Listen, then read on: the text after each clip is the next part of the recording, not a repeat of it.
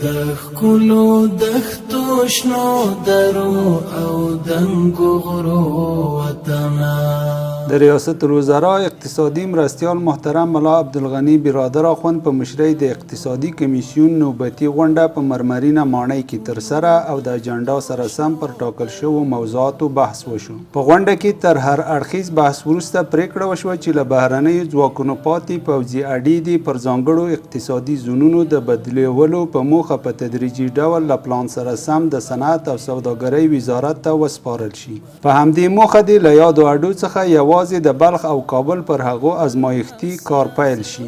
همدا ډول په غونډه کې پریکړه وشوه چې د شاه و عروس بند د پاتې چارو د بشپړېدو او د چارو د کیفیت په اړه د اقتصادي معاونیت د استازي په ګډون ټاکل شوي پلاوي ته دنده وسپارل شوه چې د یاد بند د پاتې چارو او کیفیت په اړه خپلې څېړنې ترسره او راپور د اقتصادي کمیسیون راتلونکي ناستې ته وړاندې کړي. همداراز په غونډه کې پریکړه وشوه چې د اوسپنې پټلۍ او برېښنا اړوند د لومړیتوبونو په موخه د دوه جلا کمیټې د اوسپنې پټلۍ ادارې په سرپرستۍ او د اوبو او انرژۍ وزارت په مشرۍ جوړې او د اوسپنې پټلۍ او د برېښنا تولید اړوند هغه پروژې مشخصې کړي چې د افغانستان د داخلي عوایدو پر مټې ودانیزې چارې بشپړېدای شي. همدا ډول په غونډه کې پر بار وړونکو موټرو د جی پی ایس سیستم نصبولو موضوع په اړه بحث وشو.